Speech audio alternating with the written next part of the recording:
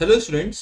बच्चों आइए आज के सेशन में हम लोग सर्वेइंग को देखते हैं कि सर्वेइंग होता क्या है और सर्वेइंग का यूज क्या है, उसको हम लोग डिस्कस करेंगे इस पूरे के पूरे सेशन में। देखिए, आपका जो एग्जाम है उसके लिए one of the important subject है सर्वेइंग, जिसके बहुत सारे एलिमेंट बनते हैं, जिसको हम लोग अगर जाने तो इसके अंदर आपको कंपास सर्विंग आएगा, ट्रेवर्सिंग आएगा, लेवलिंग आएगा, टैक्योमेट्री आएगा, ट्रिग्नोमेट्रिक आएगी, फोटोग्रामेट्री आएगी, जीआईएस जीपीएस आएगा। तो ये सारी चीजें आपको एक एक करके इस पूरे सब्जेक्ट में डिटेल में पढ़नी है। बट उससे पहले हम लोग सर्विंग की बेसिक चीजों को जानते हैं कि सर्विंग की डेफिनेशन क्या होती है, सर्विंग कहते किस चीज को है, एंड देन फिर हम आगे बढ़ेंगे इसके हाई लेवल चीजों पे। ठीक है, तो आइए स्टार्ट करते हैं सर्विंग को। बच्चों देखो, अगर मैं तुम लोगों से पूछूं कि फंडामेंटल कॉन्सेप्ट ऑफ सर्विंग अगर हमें पढ़ना है, यानी फंडामेंटल कॉन्सेप्ट क्या होता है, किसी भी चीज का एकदम बेसिक। अब अगर मुझे सर्विंग का एकदम बेसिक पढ़ना है तो सर्विंग होती क्या है, सबसे पहले अगर डिफाइन करना पड़े तो what do you mean by serving, serving होती क्या है बच्चों। कॉमन सेंस से बात अगर मैं बोलूं कि सर्विंग क्या होती है तो क्या होती है। जैसे कभी हम मोबाइल खरीदने जाते हैं तो मोबाइल खरीदने के लिए पहले हम फ्लिपकार्ट पे जाते हैं, अमेजोन पे जाते हैं, और वहां हम क्या सर्च करते हैं भाई कि दो मोबाइल्स के बीच में कंपैरिजन करते हैं कि अगर एग्जांपल के तौर पे मोबाइल एक्स और मोबाइल वाई है तो इनकी रैम कितनी है, इनका इंटरनल स्टोरेज कितना है, ठीक है, इनकी ये बोल लो एंड्रॉयड का कौन सा वर्जन है, कैमरा कौन कितने पिक्सल का है। ठीक है, ये सब करके हम लोग की करके दोनों का कंपैरिजन करते हैं और इसी को हम सर्वे बोल जाते हैं। और जब एक बार सर्वे डन हो गया हमारा तो जो भी मोबाइल हमें पसंद होता है वो हम खरीद लेते हैं। सिंपल सा गणित ये कहता है हमारा सर्वे का। अब यही चीज को अगर मुझे अपने सिविल इंजीनियरिंग के अंदर लेके आना हो या डिप्लोमा इन सिविल इंजीनियरिंग के अंदर लेके आना हो तो कैसे लेके आएंगे बच्चों। तो देखो, एग्जाम्पल दे रहा हूं, एग्जाम्पल के तौर पे समझना। मान लो ये अर्थ है हमारा, एग्जाम्पल तौर पे बोला कि ये अर्थ है। बोलो अर्थ ऐसा तो होता ही नहीं, अर्थ एकदम गोल होता है फुटबॉल शेप का।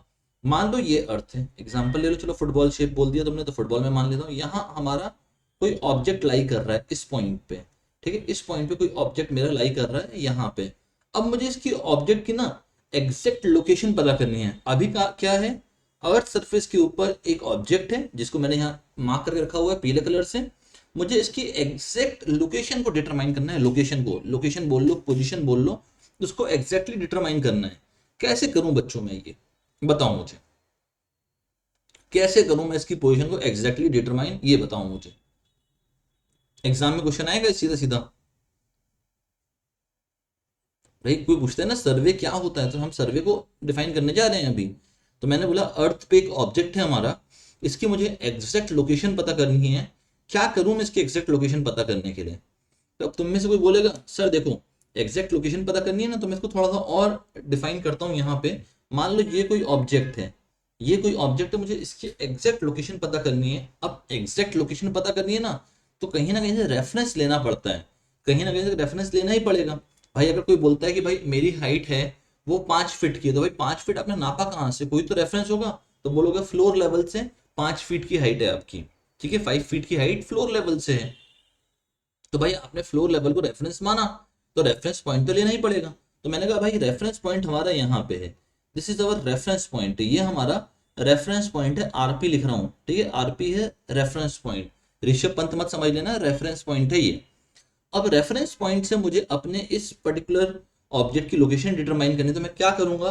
किसी ने मुझे कहा सर एक काम करो इसकी हॉरिजॉन्टल डिस्टेंस निकाल लो। मैंने कहा ये लो, इसकी हॉरिजॉन्टल डिस्टेंस हमने फाइंड आउट की। ये आ गई इसकी horizontal distance up to date object, ये आ गई हॉरिजॉन्टल डिस्टेंस। थोड़ा और अच्छे से बना देता हूँ, देखने में थोड़ा सुंदर लगे।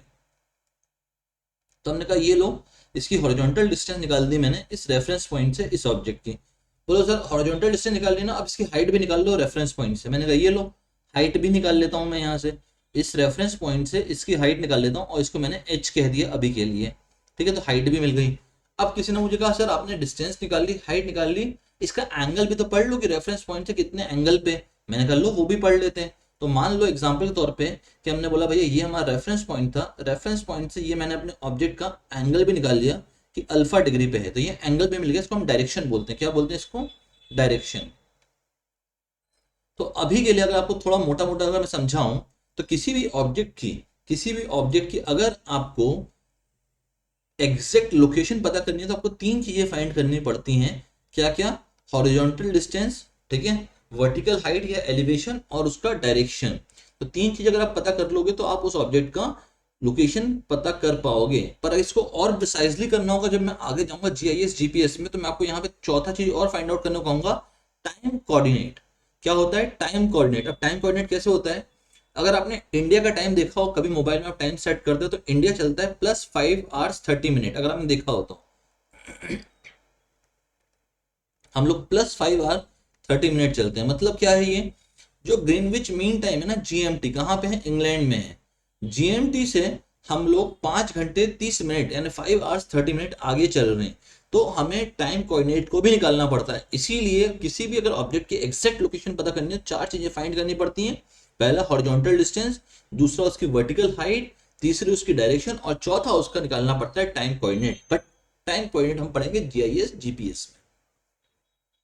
तो अब यहां से डेफिनेशन खुलती है सर्वेइंग की। क्या खुलती है डेफिनेशन सर्वेइंग की? जरा ध्यान से पढ़ना। बोलता है surveying is the art of determining the relative position. Relative का मतलब क्या हुआ? किसी रेफरेंस पॉइंट के रिलेटिव वे में, मतलब किसी रेफरेंस पॉइंट के रेफरेंस से हम किसी की पोजीशन को पता कर पा रहे हैं। तो क्या बोला? Surveying is the art of determining the relative position of point. Point कहां हो सकता है? तो on the surface of the अर्थ, मतलब सरफेस ऑफ द अर्थ के ऊपर हो सकता है। Above the surface of the अर्थ मतलब हवा में हो सकता है, स्पेस में। और beneath the surface of the अर्थ मतलब पानी में भी हो सकता है, समुद्र वगैरह के अंदर। तो क्या बोला इसने? Surveying is the art of determining the relative position. Relative position पता करना है, मतलब रेफरेंस पॉइंट के रिस्पेक्ट में पोजीशन पता करनी है। किसकी? उस पॉइंट की जो अर्थ सरफेस के ऊपर है। अर्थ सरफेस के ऊपर मतलब अभी अर्थ सरफेस के ऊपर लाई कर रहा है, यहां पे ये अर्थ सरफेस के ऊपर लाई कर रहा है, या स्पेस में है, या तो वाटर बॉडी के अंदर है। कैसे? बाय मींस ऑफ डायरेक्ट और इनडायरेक्ट मेजरमेंट ऑफ, ठीक है, आप चाहे डायरेक्टली नापो चाहे इनडायरेक्टली नापो, किस चीज को? Distance, direction and elevation. मतलब हॉरिजॉन्टल डिस्टेंस यानी आपको टी फाइंड करना है, फिर आपको एलिवेशन फाइंड करना है यानी एच फाइंड करना है, और आपको डायरेक्शन फाइंड करना है मतलब अल्फा फाइंड करना है। तो इसको हम लोग ने बेसिक डेफिनेशन ऑफ सर्वेइंग बोला। सर्वेइंग क्या है बेटा? सर्वेइंग उस हम लोग फिनोमेना को बोल रहे हैं जहां पे हम किसी भी ऑब्जेक्ट की रिलेटिव पोजीशन फाइंड आउट कर पा रहे हैं with respect to a reference point. क्या नाप रहे हैं हम? उसका डिस्टेंस, डायरेक्शन, एलिवेशन। अब आप डायरेक्टली नाप पाओ तो डायरेक्टली नाप लो, इनडायरेक्टली नाप पाओ तो इनडायरेक्टली नाप लो। बोलो कैसे नापेंगे इनडायरेक्टली? आगे सिखाऊंगा इनडायरेक्टली कैसे नापा जाता है। एक छोटा सा आपको एग्जांपल देता हूं। अगर आपको मान लो कि किसी ऑब्जेक्ट की आपको हाइट फाइंड करनी है, किसी ऑब्जेक्ट की आपको हाइट फाइंड करनी है, लेट अस सपोज, और आपको हॉरिजॉन्टल डिस्टेंस पता है, ठीक है, आपको किसी ऑब्जेक्ट की हाइट फाइंड करनी है और आपको हॉरिजॉन्टल डिस्टेंस पता है, ठीक है, तो मैं यहाँ पे क्या करूंगा? मैं यहाँ पे यूज कर लूंगा किसका? थ्योडोलाइट का, और मैं ये एंगल अल्फा निकाल लूंगा। अल्फा मुझे मिल गया, हॉरिजॉन्टल डिस्टेंस मुझे पता था। अब मुझे निकालना है वर्टिकल हाइट v, या फिर हाइट को h से भी अगर शर्त दो तो यहाँ पे सीधा लगाऊंगा मैं tan अल्फा, और tan अल्फा लगाते ही v/d करूंगा यहाँ से, और यहाँ से d मुझे पता है, अल्फा मुझे पता है, तो मुझे वर्टिकल हाइट मिल जाएगी d tan अल्फा करके। बच्चों समझ में आ गई बात? ये बात समझ में आती है आपको?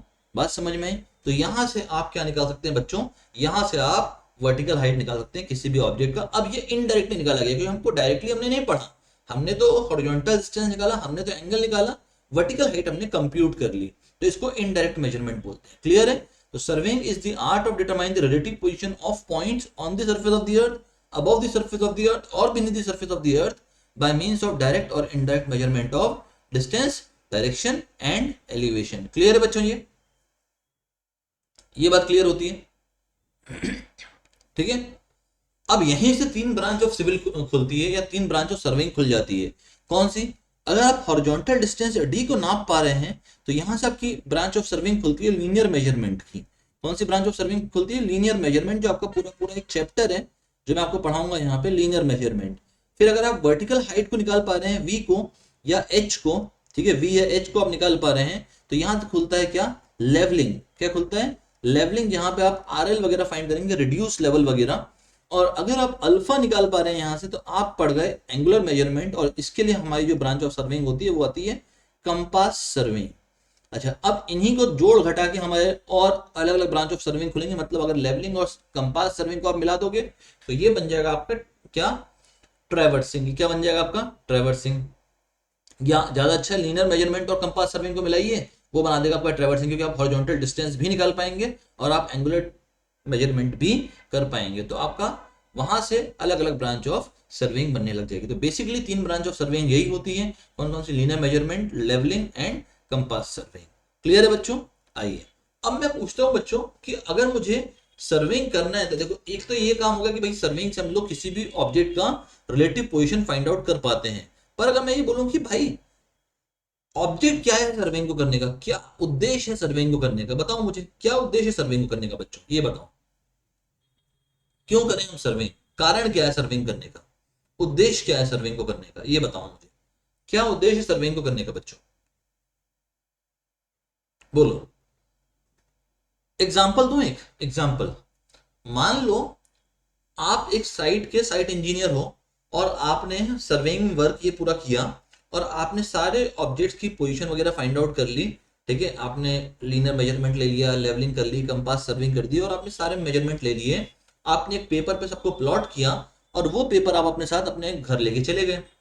अगले दिन आपको उस साइट पे आना ही था, नया इंजीनियर आना था अब उस साइट पे। तो अगले दिन जब नया इंजीनियर आया तो उसके पास तो कुछ मेजरमेंट थे ही नहीं, क्योंकि वो मेजरमेंट तो आपने जो किए थे वो आप तो अपने घर ले गए साथ में। तो अब वापस से उस नए इंजीनियर को फिर से सेम काम को रिपीट करना पड़ेगा, उसको वापस से वो पूरा काम करना पड़ेगा जो आप करके जा चुके हैं एक दिन पहले। और वो भी क्या करेगा, सारा डॉक्यूमेंट बनाएगा और अपने साथ घर ले जाएगा। तीसरे दिन नया इंजीनियर आएगा, फिर से वही काम रिपीट करेगा। आप देख रहे हो हर रोज एक नया इंजीनियर आ रहा है और वो एक ही काम को रिपीट कर रहा है, मतलब सर्वे आगे कंटिन्यू नहीं हो पा रहा। तो भाई कंटिन्यू होना तो क्या करना पड़ेगा। तो हम लोग क्या करते हैं, जब सर्वे करते हैं तो हम एक यहाँ पे मैप प्रिपेयर करते हैं, मैप, और उस मैप पे सारी डिटेल डाल देते हैं। और जब वो मैप हमने प्रिपेयर किया और सारी डिटेल डाल दी हमने, तो उसको बना के हम उसी डिपार्टमेंट में छोड़ के जाते हैं या उसी जगह छोड़ के जाते हैं कि अगले दिन जो नया इंजीनियर आएगा वो उसको रेफरेंस मान के उसको पूरा स्टडी करके सर्वे को आगे बढ़ाएगा, ना कि सेम का सेम काम रिपीट करेगा। तो सर्वे कंटिन्यू हो इसके लिए ऑब्जेक्ट ऑफ सर्विंग क्या होता है भैया, टू प्रिपेयर अ मैप। ठीक है, बस इतना ही काम होता है, एक मैप को प्रिपेयर कर देना ताकि सर्वे आगे कंटिन्यू हो और आगे बढ़ता जाए। सर्वे एक ही जगह पे स्टक ना हो जाए हम लोग, मतलब एक ही जगह पे रुक ना जाए। तो अगर कोई पूछे ऑब्जेक्ट ऑफ सर्वेइंग क्या है, तो टू प्रिपेयर अ मैप। तो आइए ऑब्जेक्ट ऑफ सर्वेइंग को भी देखते हैं। ये रहा ऑब्जेक्ट ऑफ सर्वेइंग। क्या था बेटा object of surveying? The aim of surveying is to prepare a map to show the relative position of the object on the surface of the earth. भाई जितने भी object surface of the earth के ऊपर हैं उसकी position को एक map में दर्शा दीजिए और वो मैप को वहीं रख दीजिए। बस यही काम है किसका, ऑब्जेक्ट ऑफ सर्वेइंग का, कि भाई हमें मैप बनाना है, मैप बनाने के बाद वहीं छोड़ के जाना है डिपार्टमेंट में कि अगले दिन कोई नया इंजीनियर आए तो उस मैप को स्टडी करके आगे बढ़ सके। क्लियर है बच्चों ये बात क्लियर होती है, डन है इतनी बात। अब अगर मैं आता हूं कि भाई क्लासिफिकेशन ऑफ सर्वेइंग करना है, हमें सर्वेइंग को क्लासिफाई करना है, तो कितने हिस्सों में हम सर्वेइंग को क्लासिफाई कर पाते हैं, बताओ मुझे। क्लासिफिकेशन ऑफ सर्वेइंग क्या क्या होता है, एक अंदाजा बताओ, मैं भी देखता हूं कितने लोगों को पता है। एक अंदाजन बताओ सर्वेइंग के क्लासिफिकेशन कितने होते हैं, बताओ मुझे एक अंदाजन, सर्वेइंग के क्लासिफिकेशन कितने होते हैं, बोलो बोलो, सुन रहा हूं मैं।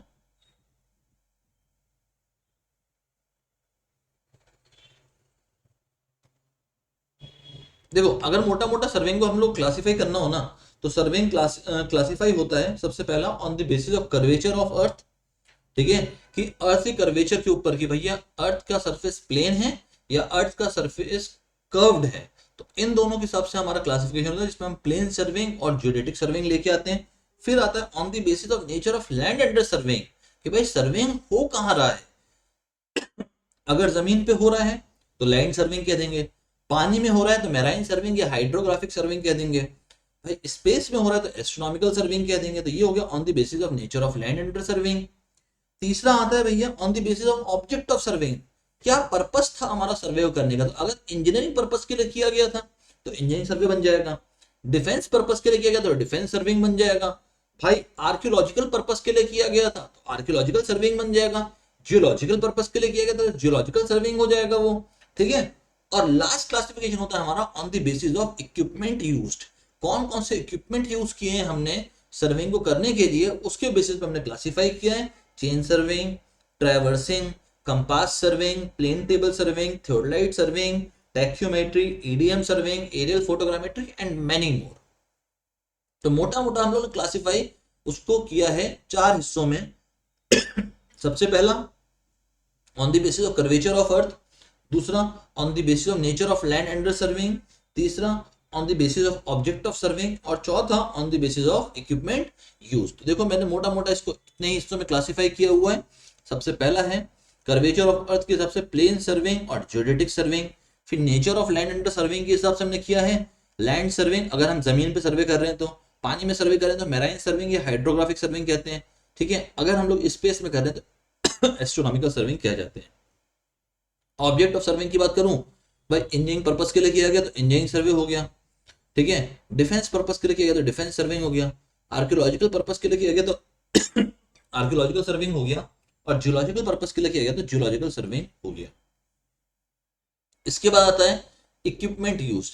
भाई कौन कौन से इक्विपमेंट हमने यूज करने चाहिए वो आता है। तो एक चेन यूज किया तो चेन सर्विंग बन गया, ठीक है। चेन को यूज कर लिया कंपास के साथ तो ट्रैवर्सिंग हो गया, सिर्फ कंपास को यूज किया तो कंपास सर्विंग हो गया, प्लेन टेबल को यूज किया तो प्लेन टेबल सर्विंग हो गया, और थियोलाइट को यूज किया तो थियोलाइट सर्विंग हो गया, टैक्योमीटर को यूज किया तो टैक्योमेट्री हो गई, इलेक्ट्रॉनिक डिस्टेंस मेजरमेंट को आपने यूज किया या इलेक्ट्रॉनिक डिस्टेंस मीटर को यूज किया आपने तो ईडीएम सर्विंग हो गई, अगर आपने कैमरा को यूज कर लिया तो फोटोग्रामेट्री सर्विंग हो गई आपकी। तो अलग अलग सर्वे की क्लासिफिकेशन यहाँ से खुलते हैं, ठीक है। तो अगर आपको ये सेशन पसंद आया है, ठीक है, ये सेशन क्यों रखा गया था कि इंट्रोडक्टरी सेशन था इसलिए थोड़ा छोटा रखा गया था। अगर सेशन पसंद आया बच्चों, ठीक है, तो फटाफट से बैच के अंदर एनरोल करिए, ठीक है। क्लासिफिकेशन ऑफ सर्वेइंग मैं आपको पढ़ाऊंगा इन डिटेल में नेक्स्ट लेक्चर में, ठीक है। तो अभी के लिए एनरोल करिए बैचेस के अंदर, ठीक है, और मजे से पढ़ते हैं पूरा का पूरा सर्वेइंग को बच्चों, ठीक है। ऑल द बेस्ट स्टूडेंट्स, मिलते हैं सीधा सेशन के अंदर। Bye bye everyone and thanks for your time students.